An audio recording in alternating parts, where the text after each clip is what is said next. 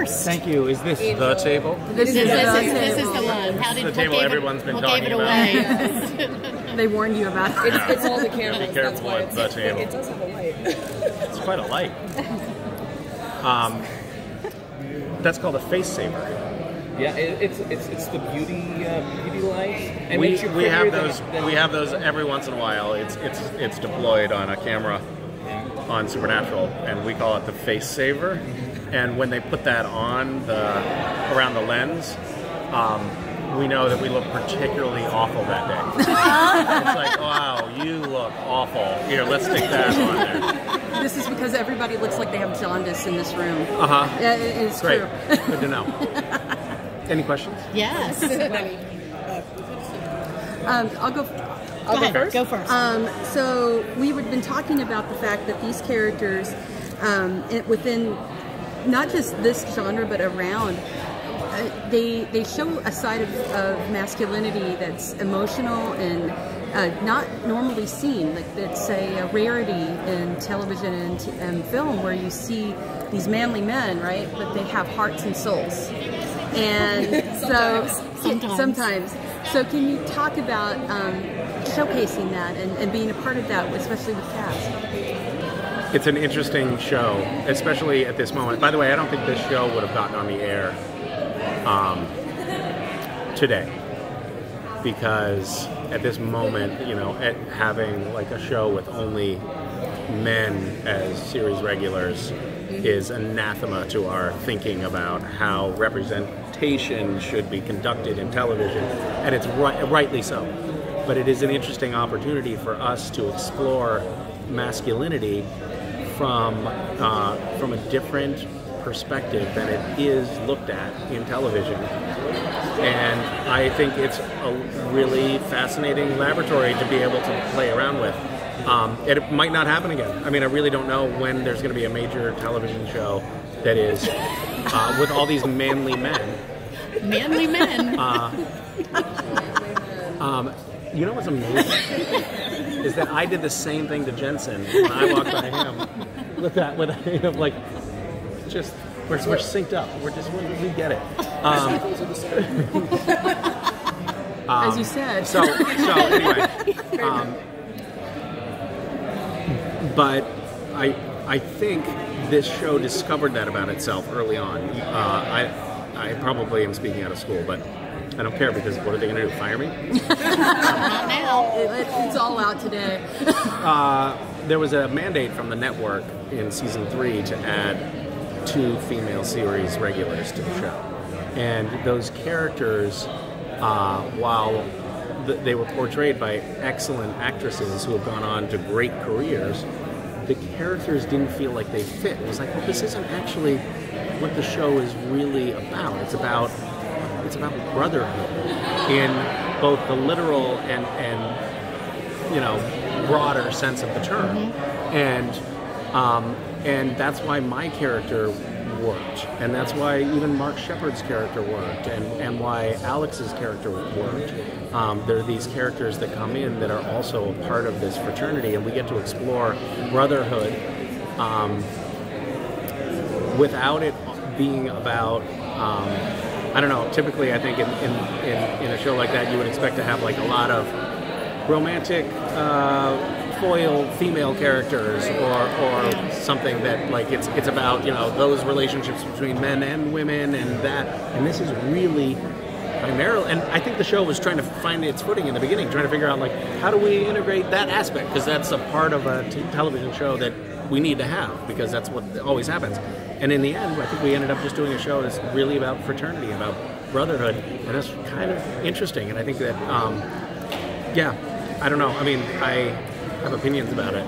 They're not very well informed, but they're opinions, and I think it's interesting. And I like that the show has allowed itself, and the network and the studio.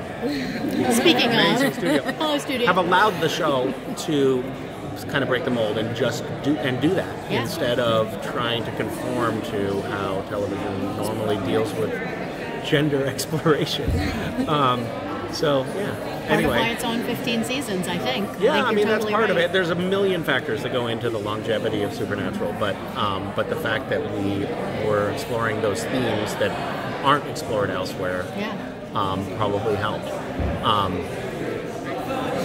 Also, before Holly breaks my arm, our cookbook went on sale for pre-sale this weekend. So if anybody wants to plug that, that would be helpful because if we do well in pre-sales, then it gets onto like bestseller lists and stuff like that. It's called The Adventurous Eaters Club, and it's actually about feeding children well and changing the paradigm of North American children's cuisine, but also about coalescing families around cooking. So it's not like it's not a force for evil.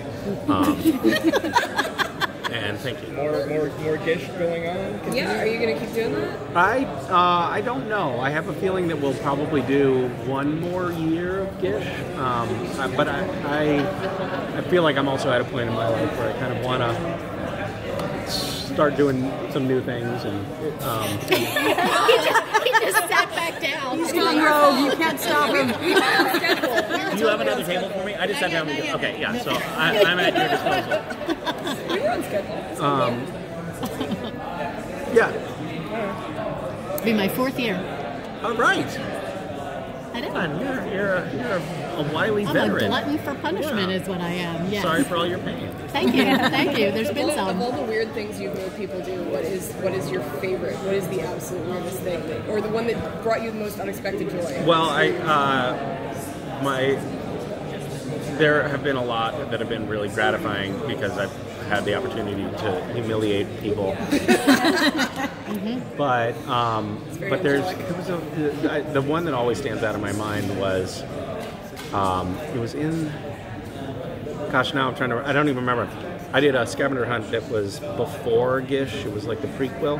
I think it might have been that year, but maybe it was the first year of Gish. But it was the item was cover yourself completely in cotton candy with only your face showing, and you have to be wearing bright red lipstick. And I don't know where that came from, although I think it's like loosely based on being tarred and feathered. I mean, it's really just cruel. And there's a photo that came in from I think it really was the very first year. It came in an email, and the hunt was still going on, and I saw the image, and it was this guy in the Philippines standing in his bedroom in front of his closet door, completely covered in half-melted cotton candy with bright red lipstick on his face, and he just looked so miserable. And it brought me such joy. I just laughed and laughed and laughed. So that one, being early on, probably had a bigger punch than some of the other ones. I love that. You mentioned the female characters, how maybe, because of the nature of the show, they didn't really get their time. I wonder if you think there's any possibility that in the future, female characters from the show, female characters that in the universe have a space, whether it's a spin-off, whether it's a sequel, whether it's a different show. We tried with Wayward Sisters. That didn't work out. I mean, I think Wayward Sisters, I actually really liked that we went in that direction for the spin-off. It was an experiment that didn't succeed for multifarious reasons. But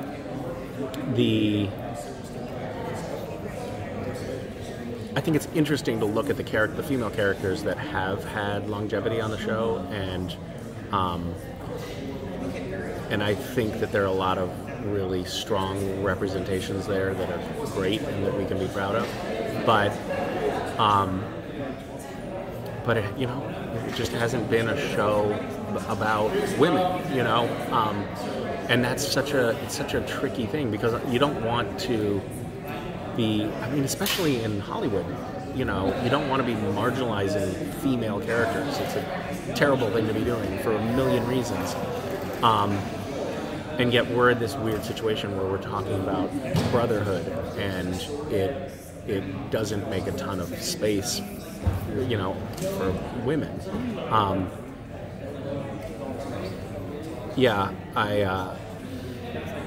There's so many things like the average female character in a film that's made in Hollywood speaks something that has like something like 20% of the lines of dialogue of male characters. I mean, it's a terrible thing that happens in our industry.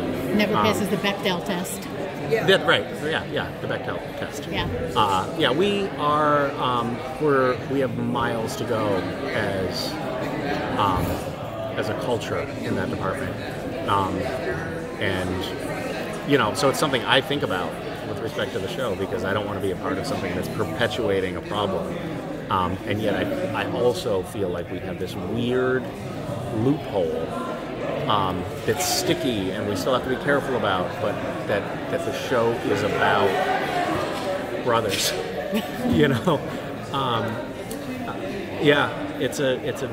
I even, like, you've noticed I start stammering a little, like it's a little bit hard to talk about because it's complicated. Yeah. But you don't want to force it, though. It would taint the story if you forced it in, I think.